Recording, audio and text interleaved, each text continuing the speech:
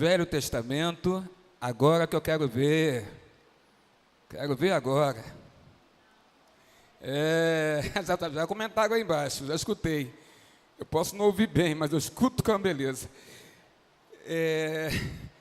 Não é Naum, não é Naum, não. É Ageu. Vamos abrir em Ageu. Ageu, Diácono Haroldo Linares, para não haver perguntas posteriores. Ageu, capítulo 2, verso 3. A glória da casa de Deus é o título. Eu estou brincando porque o nosso amigo, ele é aquele que edita as mensagens, então a gente faz essa brincadeira boa com ele. Ficamos em pé, igreja? Luiz Roberto, Ageu capítulo 2, verso 3, qual é a página? Na edição Revista e Atualizada, é na página 804, Velho Testamento. Então, quem tem a Bíblia com a edição Revista Atualizada com o Inário Novo Cântico, já sabe qual é a página, 804. Vamos ler, há alguma dificuldade? Eu conheci uma irmã, está na glória nesse momento, está com Jesus, está com Deus, que ela dizia assim: se você não achou, fale misericórdia, que uma alma caridosa vai te ajudar. Todos acharam? Então vou ler aqui o texto da palavra do Senhor. Diz assim: quem há entre vós que tendo ficado, viu esta casa na sua primeira glória? E como a vedes agora? Não é esta como nada em vossos olhos comparada com aquela? Vou repetir. Ageu 2, verso 3. Quem há entre vós que tendo ficado, viu esta casa na sua primeira glória? E como a vedes agora? Não é esta como nada em vossos olhos comparado com aquela? Que Deus nos abençoe com a leitura da sua palavra. A igreja para poder tomar assento. Luiz Roberto está fazendo uma oração por iluminação.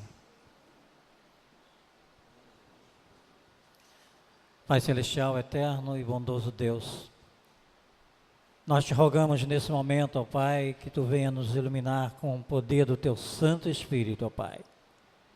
Para que essa palavra, Senhor, que será explanada nesse momento, fale fortemente aos nossos corações e que nos edifique a nossa vida cada vez mais na tua presença, Pai. Porque precisamos da tua presença em nossas vidas a cada momento, a cada instante, porque ela nos faz bem, Senhor. Fica conosco, ó Pai. Perdoa, Senhor, os nossos pecados. Esta é a oração que nós fazemos em um nome santo e maravilhoso do teu Filho amado Jesus. Amém, Senhor.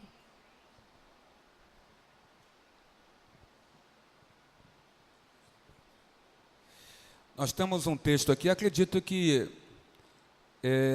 a maioria da igreja conhece esse texto, já tem estudado ele já algumas vezes ao longo da sua carreira cristã, e talvez um ou outro que não tenha um conhecimento mais rebuscado sobre esse texto, ou um entendimento maior sobre este texto.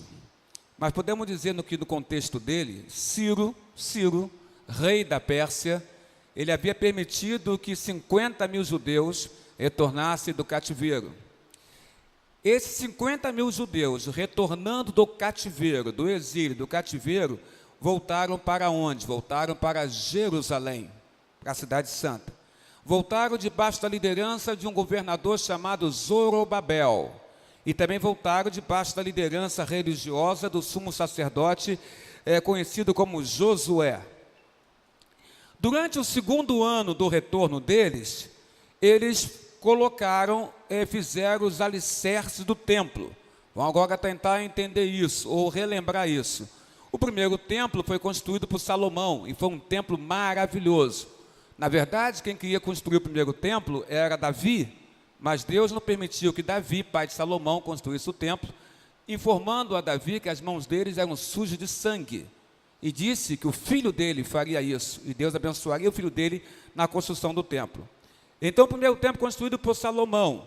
Mas agora, nesse momento da história de Israel, profeta Ageu, capítulo 2, versículo 3, ele fala: quem há entre vós que tendo ficado, ficado ali em Jerusalém, viu esta casa. Que casa? A casa construída por Salomão, e que foi era suntuosa, era maravilhosa, era bela, era riquíssima, melhor material, linda a casa de Deus construída por Salomão. Então ele fala, viu esta casa na sua primeira glória? É uma pergunta que ele está colocando aqui para aquele povo, um povo que agora retorna muito tempo depois, onde o primeiro templo está em ruínas, não existe mais nada. Aí cabe essa pergunta, quem há entre vós que tendo ficado ali naquela terra, viu esta casa na sua primeira glória? Uma pergunta. E como você vê essa casa agora? Porque eles estavam vendo aquela casa em ruínas, só que eles tinham visto ela, o primeiro templo, em toda a sua glória, em toda a sua beleza, e agora estão vendo ela destruída aos seus olhos. Então vem outra colocação, não é esta como nada em vossos olhos, comparada com aquela, não é esta que está em ruína agora, nada, exatamente nada, comparada com aquela que vocês viram lá no início, quando foi construída por Salomão? Essa colocação que é feita aqui. E aí nós temos o contexto é esse, 50 mil judeus voltando para Jerusalém, liderados pelo governador Zorobabel, liderados na parte religiosa pelo sumo sacerdote Josué. Quem os libertou, quem os deu condição, salvo-conduto de retornar, foi o rei da Pérsia, que era Ciro. E durante o segundo ano desse retorno, passou um ano, entra o segundo ano, eles começaram a lançar o quê? Os alicerces do templo, mas tiveram que parar. Por quê? Porque houve a chamada coral voz angelicais, a chamada oposição dos samaritanos, Roberto. Os samaritanos, que a maioria dos cristãos aqui presentes sabem, se não sabe por completo, mas sabe um pouquinho da história, que os judeus não se davam bem com os samaritanos. Havia uma inimizade entre eles. Quando Jesus conversa com a mulher samaritana, ela fala que eles, samaritanos, cultuavam em Gerizim, mas Jesus mostra que os judeus não cultuavam em Gerizim. Havia um problema sério entre eles, porque no passado, no Velho Testamento, Samaria foi capital de Israel. Mas depois que Samaria, no passado, Velho Testamento, foi dominada, invadida por povos estrangeiros, esses povos estrangeiros, os soldados tiveram filhos com as mulheres de Samaria, que eram israelitas de sangue. E esses filhos eram mestiços. E com isso adentrou-se em Samaria, que cultuava ao Deus verdadeiro, que é o Deus de Israel, passou-se a cultuar também outros deuses, já que esses homens que tiveram relações com as mulheres samaritanas, eles professavam outra fé em outros deuses. A partir daí houve uma mistura no sangue, e a partir daí houve uma oposição entre os judeus e os samaritanos, porque os judeus enxergavam os samaritanos como pessoas mistas, uma mistura de raças, e que não cultuavam ao Deus verdadeiro. Aí você entende agora em Ageu, você entende agora uma oposição dos samaritanos que fez que a obra de reconstrução do templo se cessasse.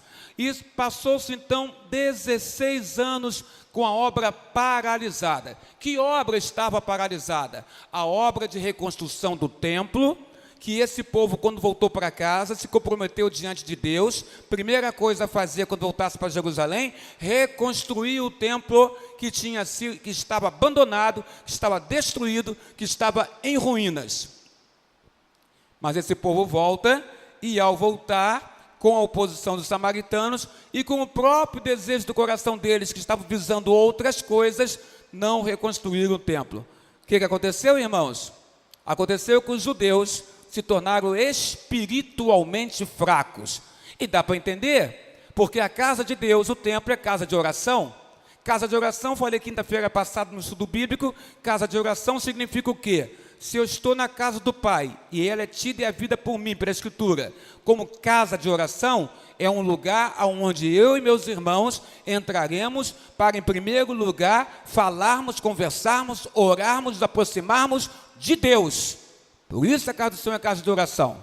A casa do Senhor, em primeiro lugar, não é para chegarmos aqui e ficarmos observando ninguém, ainda que alguns tenham esse falso entendimento e agem de maneira equivocada quando entram na casa do Pai. e começa a observar o que acontece na casa do Pai.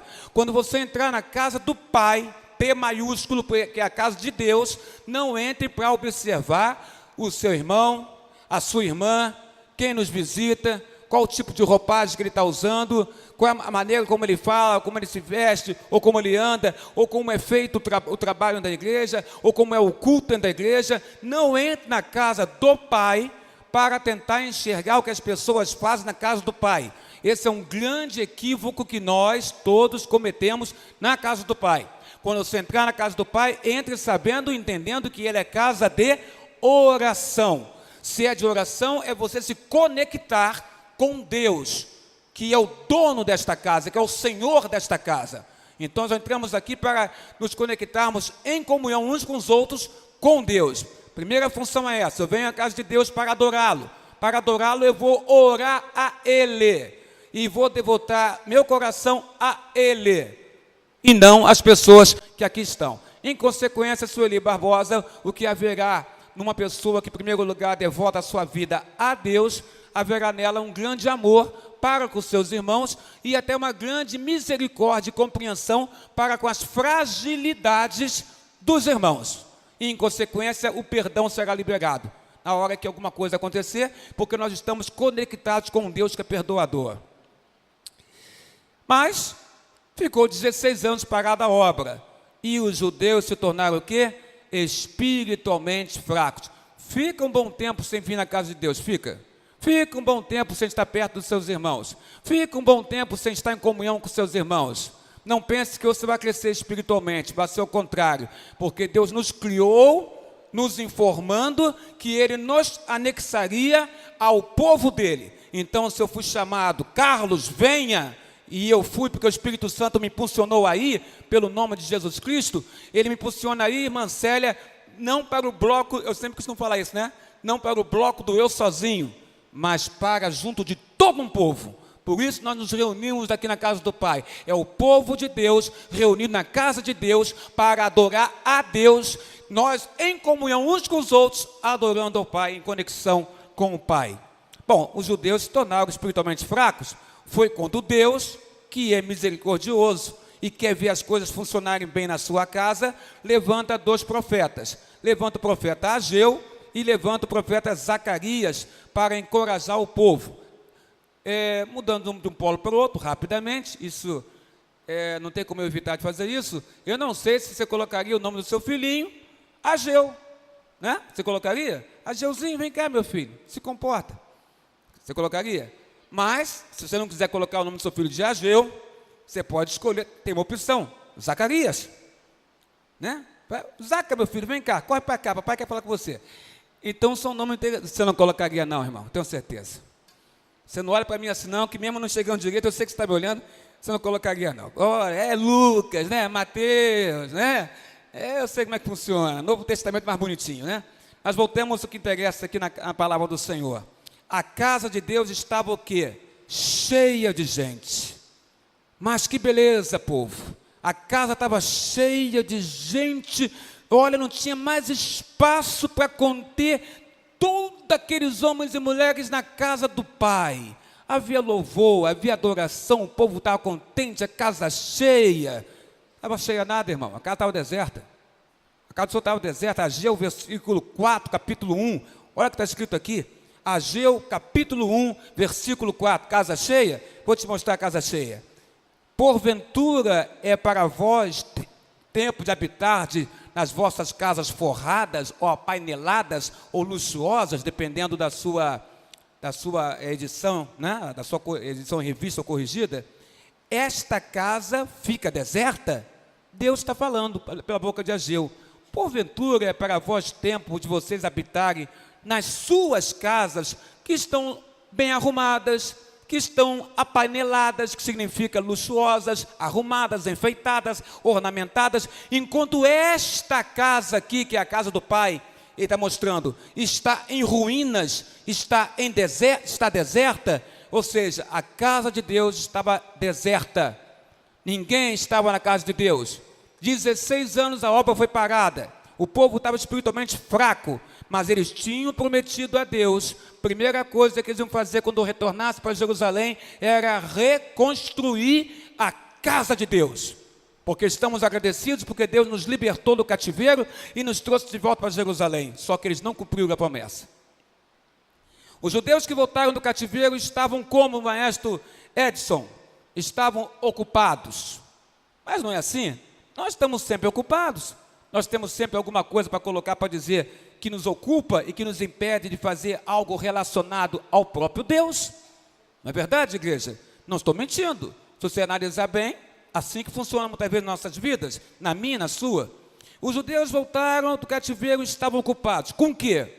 Com os próprios interesses, Ana Marçal. Próprios interesses. O que mais que estavam ocupados? Passaram a negligenciar a construção da casa de Deus. As casas dos judeus, ao contrário, eles reconstruíram suas casas revestidas da melhor madeira possível, de cedro. Pegaram a madeira de cedro e revestiram as suas casas, enquanto a casa de Deus estava destruída. O templo permanecia em ruínas.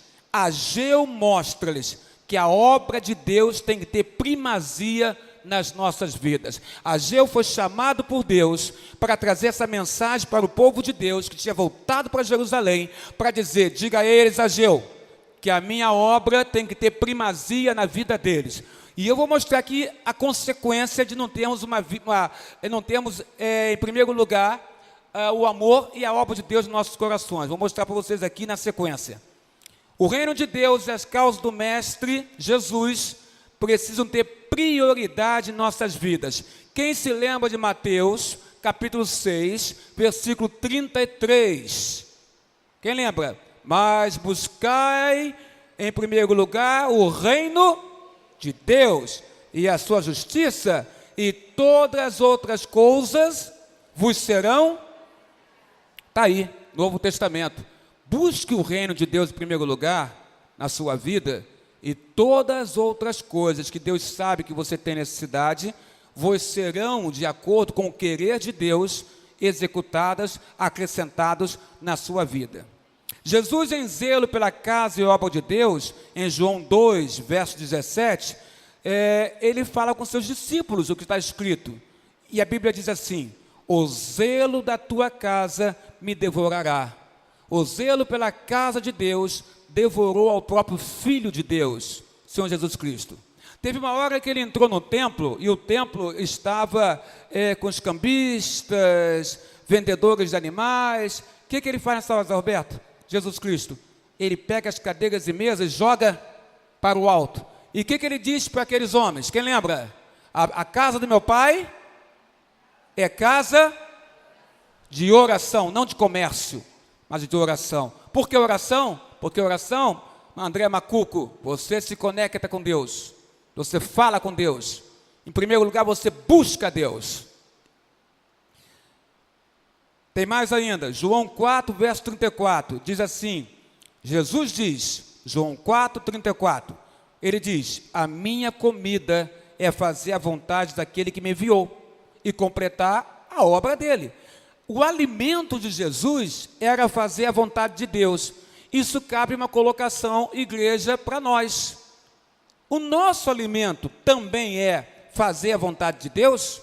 Edith Guimarães, Maísa Mandarino, José Rita, Luiz, a nossa vontade também o nosso alimento, também é fazer, Luiz, a vontade de Deus, porque o alimento de Jesus era fazer a vontade de Deus.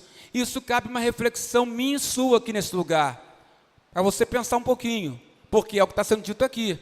Cristo coloca claramente que a minha comida de Jesus é fazer a vontade daquele que me enviou. Quem enviou Jesus? Deus. Então ele fala, minha comida que me alimenta é fazer a vontade dele, do Senhor Deus. Tanto é verdade que quando na hora do cálice que ele não queria cumprir, né? Pai, afasta de mim este cálice. O que acontece nessa hora? Ele fala, mas que a sua vontade seja realizada, seja cumprida, e ele obedece, indo para a cruz do Calvário e se entregando para aqueles homens que o prenderam.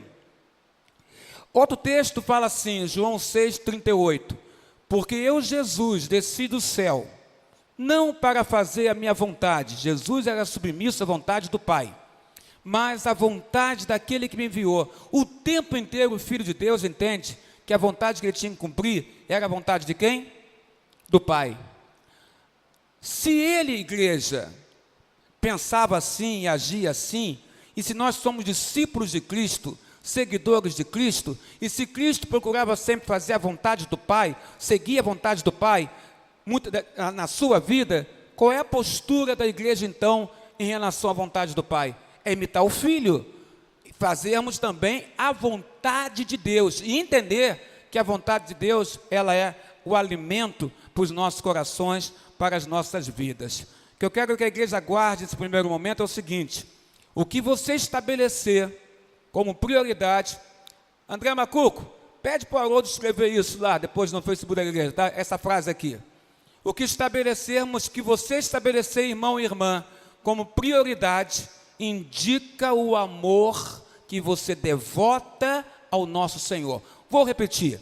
O que você, irmão, estabelecer como prioridade na sua vida, vai indicar o amor que você devota ao nosso Senhor. Então a pergunta é agora, pastor Carlos Alberto, igreja do Senhor, irmãos amados, qual é a sua prioridade? O que você tem colocado como prioridade na sua vida? Porque isso aí vai demonstrar a sua devoção e amor ao Senhor. Tem uma palavra aqui bem interessante que é a seguinte: semeaste muito e recolheste pouco. Ageu fala sobre isso. Está aqui, ó, em Ageu 1, versos 6 ao 11. Ele diz assim: tendes semeados muito e recolhido pouco. Comeis, mas não vos fartais. Está entendendo, igreja? Você semeou muito. Se eu semeei muito, Coral Angelicais, eu quero colher o quê? Muito. Eu semeei muito, então quero colher muito. Mas não está acontecendo isso naquela época. Olha só, tendes semeado muito, recolheste pouco. Comeis, estavam se alimentando, mas não vos fartais. Você come e não se farta. Você bebe, mas não consegue saciar a sua sede. Deus dizendo pela boca de Ageu para o povo: você se veste, mas não consegue se aquecer. Já viu isso? Você coloca uma roupa e não se aquece. O certo é se aquecer. Se eu estou colocando roupas no meu corpo tem que estar aquecido. Deus fala: você se veste, mas não se aquece. E aquele que recebe salário, recebe para meter num saco furado. Ou seja, isso é fácil, nós entendemos, né? É você pega o seu dinheiro, coloca dentro de um saco e manda amassal, o saco está furado, as moedinhas, as notas vão caindo. Tome cuidado, se tiver alguém perto pode pegar, mas a questão não é essa. A questão é que o dinheiro vai caindo. O que significa? Puxa, recebi tanto dinheiro, estou com a bolsa cheia de dinheiro, vou poder fazer muita coisa, mas na verdade é como se aquele dinheiro não existisse, porque o saco está furado e que você vai colocando, ele vai embora. Ou seja, você não consegue ter controle sobre o seu dinheiro. E quando você vai ver, ele já foi todo embora. E você sabe que você recebeu até uma boa quantia, e você não consegue entender porque que o dinheiro foi embora. Sabe o que está acontecendo? É porque não há a bênção do Senhor sobre isso. Eu vou te mostrar. Vamos seguir em frente. Assim diz o Senhor dos Exércitos: considerai os vossos caminhos. Ou seja, considerai para onde você está indo. Considerai para onde você está colocando o seu foco, a sua prioridade. Lembra? Eles não construíram o templo do Senhor. Não construíram.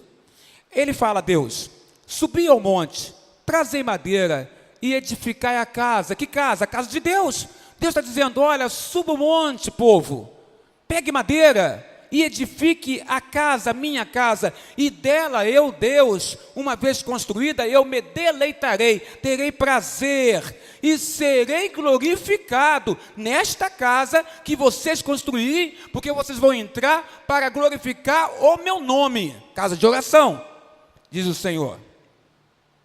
Aí ele fala mais: esperaste, meu povo, o muito, mas eis que veio a ser pouco. Ou seja, a pessoa espera muito e na hora de vir Gustavo vem pouco. E ela não entende por que vem um pouco. Porque a questão é essa.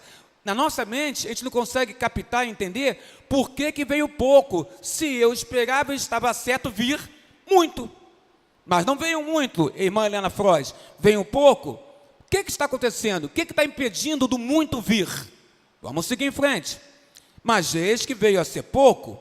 E esse pouco, e o pouco quando entrou, né, era muito, veio pouco. E o pouco quando entrou, por exemplo, Roberto, quando trouxeste para casa, eu acho que essa experiência eu já tive, você teve, tem gente aqui que teve também, tem gente que vai ter ainda, ou está tendo agora. Olha o que ele diz aqui, e quando quando trouxeste para casa, eu quem? Eu quem? Quem é Luiz? Deus, Deus, Senhor dos Exércitos. Você sabe o que ele fez? Eu dissipei com um sopro. Por que Deus fez isso? Porque não havia obediência do povo dele para com ele. Deus abençoa quem é obediente a ele. Quem não é obediente a ele, não espere ser abençoado por Deus. Não espere. E ele diz mais, o pouco que você trouxe para eu mostrar o quão você está errado, eu, Deus, com um sopro, eu dissipei. Aí você olha assim, puxa, mas entrou isso aqui, já não tem mais, não estou entendendo. Igual ao contrário, né? Eu trouxe tão pouco e deu para fazer tanto. É porque foi a bênção dele. Igreja, quem tem ouvidos para ouvir, ouça o que o Espírito diz na casa do Pai. Por que causa? Diz o Senhor dos Exércitos, por causa da minha casa.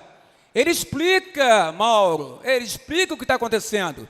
Deus explica, presbítero Paulo Santos, o que está acontecendo. Ele fala claramente, meu presbítero Paulo Santos, por causa da minha casa. Prometeste construí-la, reerguê-la, os libertei, os trouxe de volta. Que vocês fizeram? Nada. Mas suas casas estão ornamentadas, enfeitadas, luxuosas, apaneladas. Por causa da minha casa que está em ruínas, diz o Senhor, não sou eu que estou falando, é a Bíblia falando. Ageu 1, do 6 ao 11. Por isso que é bom que eles presbiterianos do Brasil. A gente não tira e nem aumenta. A gente fala, está na palavra de Deus. Cabe a ti, no Espírito Santo, entender o que Deus está falando para ti e para mim também, que estou pregando essa palavra. Ele fala assim, porque minha casa está em ruínas enquanto correis. O povo está correndo para onde? Será que tinha alguma maratona naquela época? Alguma competição de maratona, Cláudia? Que o pessoal corria para ganhar algum prêmio? Me parece que não. Enquanto correis, cada um de vós para a sua própria casa. Está todo mundo interessado na sua própria vida. Está todo mundo interessado na sua própria casa. Está todo mundo interessado em melhorar a sua própria casa. Isso não é errado, não. É certo, é bom, é salutar. É salutar. Quer melhorar de vida? Melhore, prospere, estude, trabalhe, ganhe dinheiro, melhore a sua vida. Aproveite, sim. Tem nada errado aí. O que está errado é colocar isso em prioridade em relação a Deus. É o que ele está colocando aqui. O errado é isso. Colocar essas coisas com prioridade em relação a Deus. Aí ele continua. Por isso o céu não vos dá o orvalho. Quem controla o céu? Meu amigo Stutz, querido, está na igreja aqui, depois da cirurgia realizada. Quem controla o céu? Deus. Por isso o céu não vos dá o orvalho. Por isso que a terra não dá os seus frutos. O normal da terra é dar frutos, mas não estava dando. Porque quem controla o céu e a terra é Deus. E Deus fala, e mandei vir a seca sobre a terra, e sobre as colinas, sobre o trigo, o mosto, o azeite, e sobre tudo que a terra produz. Deus controla todas as coisas, meus amados. Como também sobre os homens, e sobre os animais, e sobre todo o seu trabalho. Então, todo o trabalho que era executado não estava dando certo nem prosperando. Por quê? Porque a mão de Deus não está permitindo que as bênçãos dos céus recaíssem sobre o seu povo. E por quê? Porque o povo está em desobediência. E por quê? Porque o povo não tinha reconstruído a casa de Deus. Lugar onde eles teriam contato, comunhão com o próprio Deus. E por que tinha que reconstruir a casa? Porque naquele tempo se entendia no Velho Testamento que Deus habitava no templo. Se o templo estava em ruína, então como é que eles poderiam estar com Deus? Não é igual agora, não é agora, depois do Novo Testamento, que Cristo veio, morre na cruz, ressuscita, ascende aos céus, envia o Consolador e o Espírito Santo habita onde? No templo? Não, em nós. Então, onde eu estiver, Deus está em mim. Mas não era assim naquela época. O Espírito Santo, ele visitava, não habitava. O povo de Deus perderam então o quê? Sua bênção.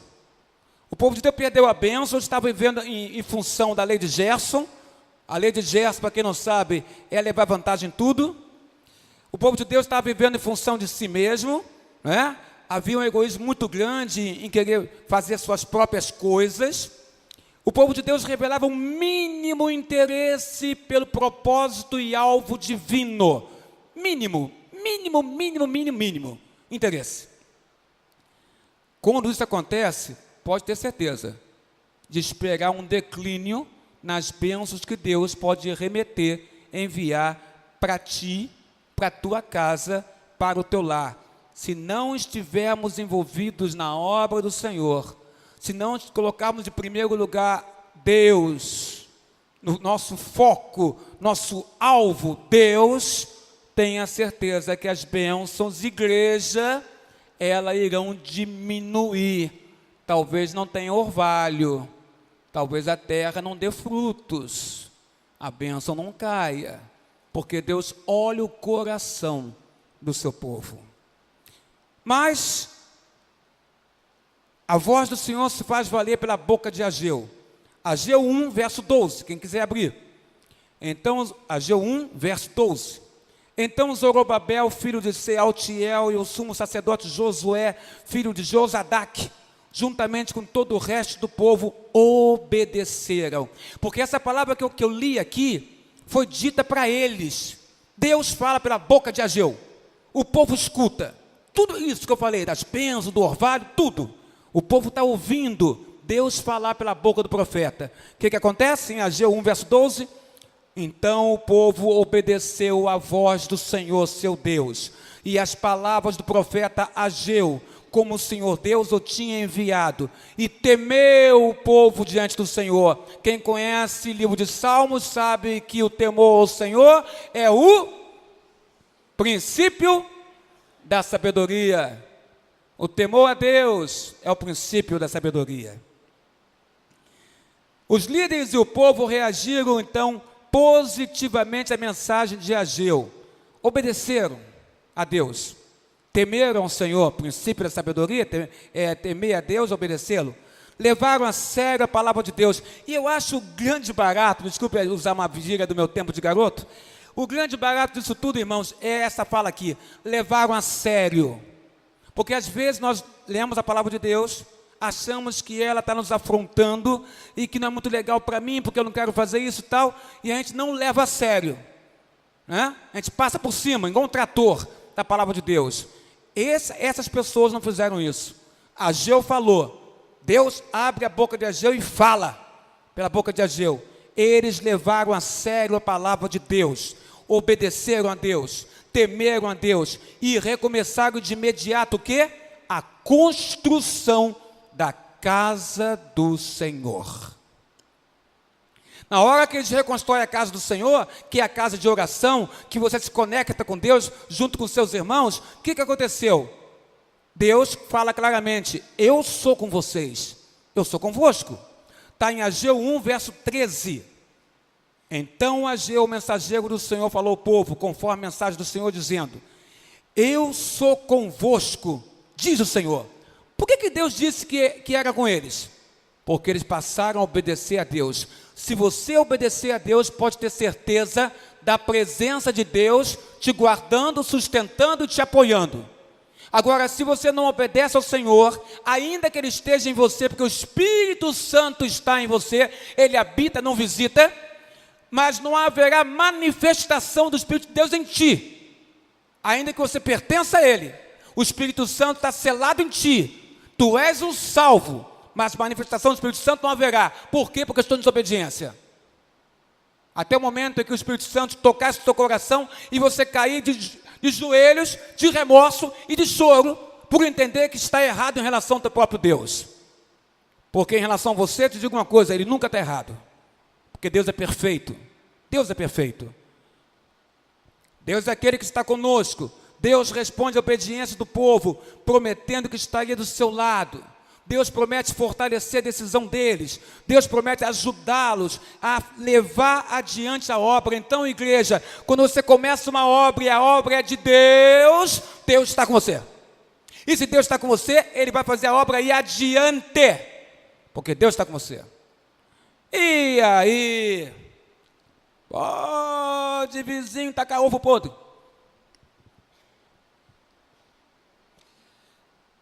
Que não vai adiantar, porque é a obra de Deus. Porque Deus está à frente. E fará à frente essa obra. Então disse a palavra do Senhor. Está lá em... Essa está em Zacarias capítulo 6. Zacarias capítulo 6. Se você não achar, não tem problema, que eu vou ler para você. Zacarias capítulo 4, verso 6. Então ele me respondeu e disse para mim: esta é a palavra do Senhor para o governador Zorobabel. E Deus diz: não é por força e não é pelo poder, mas é pelo meu espírito, diz o Senhor dos exércitos. Zacarias capítulo 4, versículo 6. Coloca aí, escreve aí, anota aí na tua Bíblia, aí, se você não achou, rapidinho anota. Estar contigo é a mais grandiosa promessa que o Senhor pode nos fazer. Ele diz: eu estou com você, eu estou contigo, eu sigo com você, eu te fortaleço, eu te animo, eu te sustento, te coloco de pé, dou força a teus braços, força a tuas mãos, capacito a teus braços, capacito a tua mente, capacito o teu coração, para que você fique forte emocionalmente, psicologicamente, fisicamente, para poder fazer minha obra, porque você vai ter oposição. Porque os samaritanos vão se levantar e tentar fazer você ficar parado 16 anos. Ou um bom tempo, sem fazer a obra de Deus. Mas se isso acontecer contigo, espiritualmente nós ficamos fracos. Igreja Presbiteriana de Irajá, você não foi formada há 73 anos nesse bairro para ficar fraca. Você foi formada há 73 anos de organização para ser uma igreja ativa, operosa, poderosa, mas debaixo não da orientação ou do desejo de homens, mas debaixo da submissão ao Espírito de Deus, que fala aos nossos corações. Estou contigo, diz o Senhor. Gênesis 28, 15. E eu estou contigo, e te guardarei por onde quer que te fores. Que coisa linda, irmão. E te farei voltar a esta terra, porque não te deixarei, até que esteja cumprido aquilo de que te falei. Deus fala: não te deixo, até cumprir tudo aquilo que eu te falei que ia acontecer contigo. Gênesis 28, versículo 15. Quer um mais atual? Quer um mais conhecido? Vamos lá, Mateus 28, versículo 20. Jesus, quando ele fala: ensinando-os a obedecer tudo o que vos tenho ordenado. E fala Jesus: e eis que estou convosco todos os dias, até a consumação, igreja, dos séculos. A glória da primeira casa, não vou dizer a glória da segunda, vou dizer a glória da primeira. Quem está entre vós que, tendo ficado, viu esta casa como a sua primeira glória? E como a vedes agora? Não é esta como nada em vossos olhos, comparado com aquela outra que está destruída, e que quando foi construída era maravilhosa? O que Deus faz aqui? 3 coisas. Deus encoraja o povo com 3 promessas, pela boca de Ageu. Primeira promessa, verso 4, de Ageu 2. O próprio Deus estaria com eles. Estou contigo. Primeira promessa. Você vai fazer a obra? Sim, Senhor, vou fazer a sua obra, vou cumprir aquilo que o Senhor colocou para a minha vida, vou fazer a sua obra. Então deixa eu dizer uma coisa para você: fala, Senhor, eu estou contigo. Segunda coisa, verso 5, Ageu 2, verso 5. Se você vai fazer a obra de Deus, o Espírito de Deus permanecerá entre o povo, porque eu só faço a vontade de Deus, o Espírito do Senhor que governa a igreja, ele vai permanecer, vai estar conosco e vai nos orientar nessa obra. É o verso 5. O verso 9 de Ageu 2. A glória do último templo seria maior do que a primeiro. Salomão construiu, luxuosa, materialmente falando, espetacular, luxuosa, tremenda. Mas a palavra diz, a glória do último templo será maior do que a primeira. A primeira estava na beleza, a primeira estava na estrutura, a primeira estava na riqueza. Salomão, era tremendo aquele templo. Por isso os mais velhos, quando chegaram em Jerusalém e olharam e viram as ruínas, e depois quando viram reconstruído o novo templo, ficaram tristes, chorosos. Por quê? Lembravam de como era o primeiro templo, e não tiveram a noção que a questão ali não era estrutura física, mas a questão ali era da presença de Deus naquele lugar. A glória do último será maior do que a do primeiro, por causa da demonstração do poder de Deus que haveria no último. O ministério de Jesus e dos apóstolos aconteceu aonde? No segundo templo. Não foi no templo de Salomão, no luxuoso. Foi no segundo, pequenininho, mais modesto, que os mais antigos ficaram tristes, chorosos, porque não era parecido com o primeiro, que era lindo, maravilhoso. Então não é a beleza da estrutura do templo que dá frutos ao reino de Deus. Não é a beleza. A igreja pode ser linda, as quatro paredes, muito bem, muito bonita, colorida, mas não é essa beleza que vai dar essa estrutura que vai dar frutos ao reino. O que importa no templo, na casa de Deus, é a presença dos dons. E quando eu falo dons, dentro do padrão paulino, que é o padrão dentro da orientação, da inspiração do Santo Espírito. Dons que Deus dá à igreja é para edificar a igreja. Dons que Deus dá à igreja não é para fazer a pessoa que está sendo seu dom manifestado como uma estrela dentro da casa do Senhor. O dom é para que você edifique a igreja. Então, quando você está no exercício do seu dom espiritual, é para você, em Cristo, edificar o corpo de Cristo. A honra não é minha, a honra será sempre para a igreja que vai ser edificada no dom que Deus deu àquele servo ou àquela serva. O servo e serva que pega o dom que Deus deu e usa para se achar melhor do que os outros, está totalmente equivocado, e abençoado por Deus não será. E será uma criança. Eu tenho que dar leitinho, diz Paulo, dar leitinho, porque se eu der alimento sólido, eu vou engasgar. É que Paulo disse para os crentes de Coríntios, que tinham dons espetaculares, mas era um povo imaturo espiritualmente.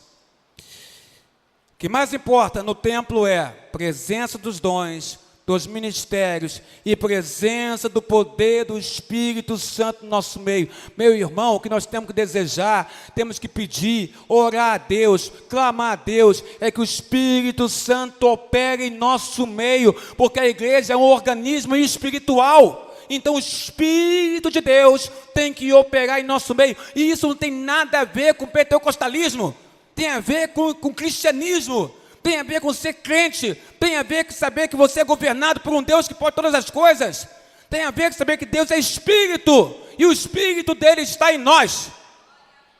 Então para com essa bobagem de pentecostalismo e seja crente, leia a palavra, tenha discernimento, e use razão e espírito. Tem que estar equilibrado. Paulo era equilibrado. Havia nele o êxtase espiritual, mas havia nele também a razão, raciocínio. Não é puxar somente glória, glória, glória, glória, e não escutar o que acontece na casa do Pai, e não entender nada. Mas também não é ficar parado o tempo inteiro, só raciocinando e não deixando o Espírito que está em ti agir em você.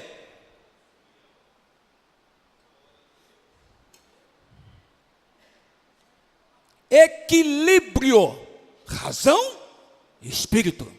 Espírito, razão, equilibrados. Paulo, apóstolo. Aí fica aquele crente carrancudo, aquele crente que tem alegria de nada, aquele crente malicioso, aquele crente que faz piadinha, porque vê um irmão lá, mas que isso? Deixa eu te dizer uma coisa, quando você aponta para cá, tem gente que aponta para ti. E ela dando glória a Deus. Aí o outro fala assim, ele que fica calado o tempo todo, parece que está morto. Cuidado, irmão. Os dois lados. Cuidado. Fique no meio. Espírito e razão. Razão e espírito. Culto racional, mas com o agir do Espírito Santo. Isso é igreja. Isso é igreja. Sempre foi igreja. Pega a igreja primitiva. Sempre foi. Vamos lá. Ô, glória. O que mais importa é a apresentação dos dons. Terminei essa parte. Aí ele vem e fala assim: perguntai agora àqueles que são líderes espirituais, perguntai agora aos sacerdotes. Em Ageu isso, tá? Então vamos lá, onde está localizado, vou passar para vocês não se perderem. Ageu 2, verso 10 ao 14. Assim ninguém se perde. Ao 24º dia do mês nono, no segundo ano de Dario, veio a palavra do Senhor ao profeta Ageu, dizendo: assim diz o Senhor dos Exércitos. Pergunta agora, diz Deus, para Ageu falar ao povo, pergunta agora os sacerdotes acerca da lei, dizendo: se alguém levar na aba das suas vestes, prestar atenção, igreja, carne santa, já estou acabando, carne santa, e com a sua aba tocar no pão, no guisado, no vinho, no azeite, ó, a aba da veste, ó, aquela túnica, né, tem a aba, e essa aba, e ele está carregando a carne santa consagrada, mas a aba da veste esbarrou em manster, ó, esbarrou no vinho, no guisado, no pão, né, ou no azeite. Aí a pergunta é a seguinte: ou em qualquer outro mantimento, a sua roupa esbarrou, a aba que estava carregando a carne consagrada, ela esbarrou em outra coisa. A pergunta é: esse guisado, esse vinho, esse azeite, que essa aba que está carregando a carne consagrada esbarrou, esse vinho, azeite, guisado, ele vai, nesse momento que foi esbarrado nele, tocado nele, vai ser consagrado? Vai ficar consagrado? Aí vem a resposta do sacerdote: não, não vai ficar não. Ué, mas a carne está consagrada? A aba da veste que está carregando essa carne não tocou nesse vinho, nesse azeite? Não vai consagrar não? Não, não consagra não, vai ficar tudo igual. O azeite continua igual, o vinho continua igual, não é consagrado. Tá bom. Aí Ageu continuou perguntando, orientado por Deus. Então perguntou Ageu 2, do 10 ao 14. Se alguém que for contaminado pelo contato com um corpo impuro, um cadáver, todo mundo sabe aqui que em Israel, tocar em cadáver, significava que se eu toco no cadáver, eu fico impuro. Todo mundo sabe disso, né? Então vamos lá. Se alguém que for contaminado pelo contato com o corpo de um morto, tocar em alguma destas coisas. Que coisas, ô Ageu? Quer que eu lembre? Tocar no pão, tocar no guisado, tocar no vinho, tocar no azeite.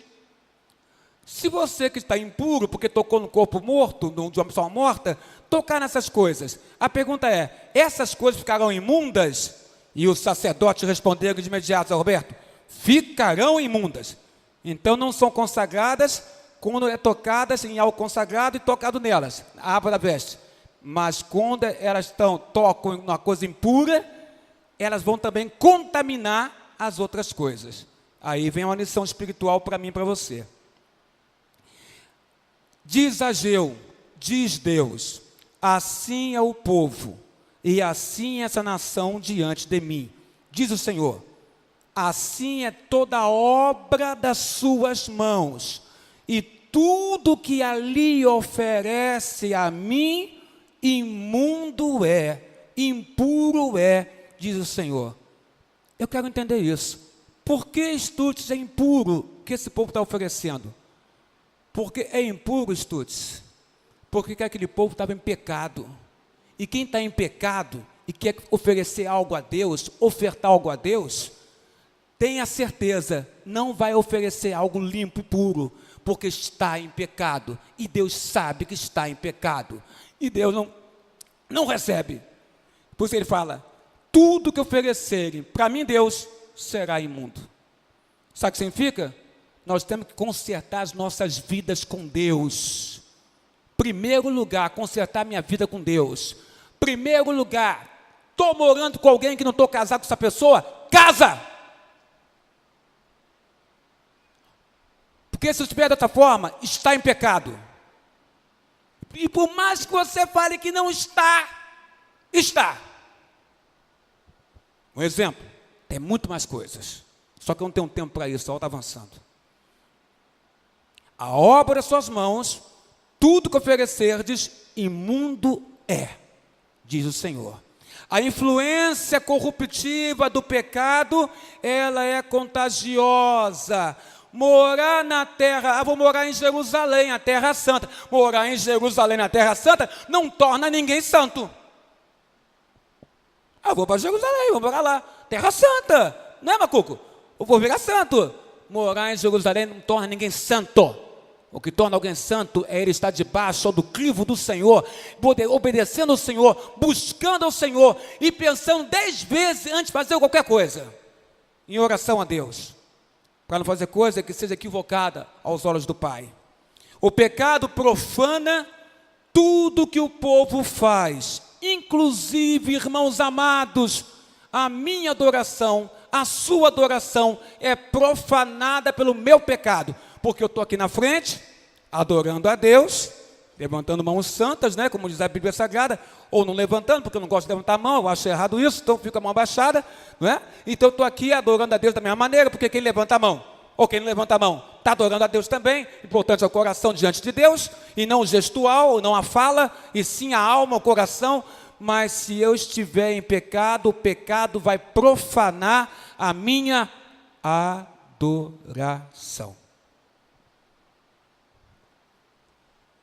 Era para ser 100%, não vai ser não, porque Deus conhece nossas vidas. Deus fala, como Deus fala, Ageu 2, verso 18, eu vos feri com vento causticante ou queimaduras, e com ferrugem, e com granizo, não granito, tá gente, é granizo, e com granizo, em todo o trabalho de vossas mãos, contudo não houve entre vós quem me desse atenção. Deus dizendo, não houve um entre vocês que me desse atenção. Eu vos feri, diz Deus, com vento causticante, com ferrugem, com granizo, em todo o trabalho das suas mãos. Semeaste muito, não é? Mas recolheste pouco. Se veste, mas não se aquece. Bebe e não se farta, e não consegue se fartar na bebida. Come e não consegue se fartar no que come. É isso aqui. Aí Deus fala, sede cauteloso de hoje em diante. Fazei uma reflexão até o 24º dia do mês 9, em que foi colocado o fundamento do templo do Senhor. Considerai bem. Eu acho espetacular quando Deus fala assim, faça uma reflexão da sua vida, não é? E considerai. Eu acho que todos nós, crentes, temos que sempre fazer uma reflexão de como nós estamos em relação ao nosso Deus. Sempre, irmãos, faça isso, é saudável, é salutar. Para em casa e começa a refletir como está a sua vida diante de Deus.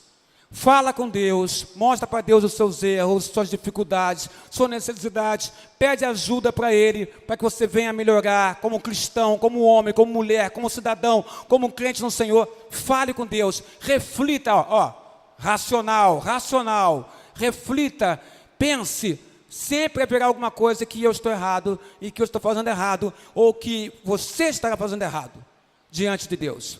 É importante que a igreja sempre faça reflexões. Não ache que você é portador da verdade absoluta. Você não é.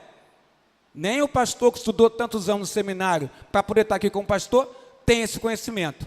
Imagine você, irmão, que nem seminário fez, ou não tem experiência pastoral de lidar com gente. Falo isso com o Evaí Cardoso aqui e com os estudos aqui que são pastores e sabem o que eu estou falando. Então não pense que você tenha todo o conhecimento. Não pense. E nem despreze aqueles que têm determinado conhecimento. Isso é importante também. Porque na casa de Deus nós temos que respeitar as pessoas. Deus ordena ao povo que considere, reflita.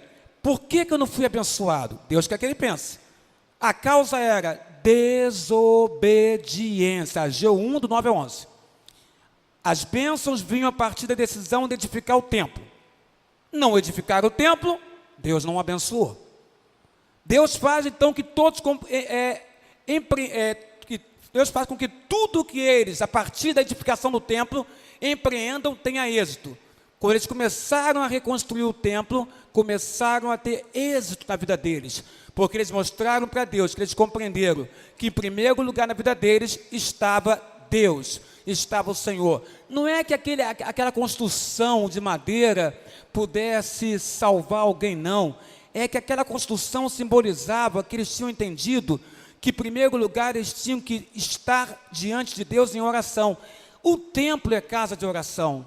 O templo simboliza: eu quero estar com Deus, eu quero orar a Deus, eu quero clamar a Deus, eu quero estar com meus irmãos lá no templo clamando a Deus, eu quero estar conectado com Deus. O templo representava isso, mostrava então o quê?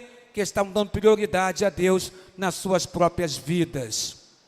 Termino com Jesus falando as seguintes palavras. Ótimo, né? Vamos lá. João 14, 21 ao 23. Quem tem os meus mandamentos e os obedece, esse é o que me ama. E aquele que me ama será amado por meu Pai.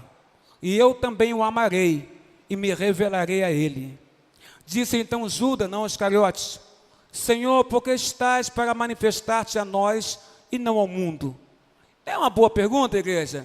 Por que o Senhor está para manifestar-te, Senhor Deus, a nós e não ao mundo? Aí ele responde: se alguém me ama, guardará a minha palavra. Meu Pai o amará e viremos a ele e faremos nele morada. Nós não vamos ao mundo, porque o mundo não nos conhece. Nós estamos indo a você, porque nós amamos você, nós escolhemos você, nós elegemos você. Através do Espírito Santo você foi chamado, o teu nome foi colocado na palma da mão de Deus. Deus escreveu na palma da mão dele o teu nome. Você foi separado por Deus, foi consagrado por Deus, foi escolhido por Deus, foi eleito por Deus. Então é a ti que ele vai, e ele fala: olha, se você obedecer a mim, meu Pai o amará, e viremos a ele, viremos a ti, e faremos em você, eu e o meu Pai, faremos morada em você. E hoje Deus faz morada na sua igreja, porque o Espírito Santo, a terceira pessoa da Trindade, vive em nós e habita em nós. Então, igreja, obedeçamos a Deus e recebamos dele aquilo que ele quiser nos dar, e tenha certeza, será sempre coisas boas aos nossos corações.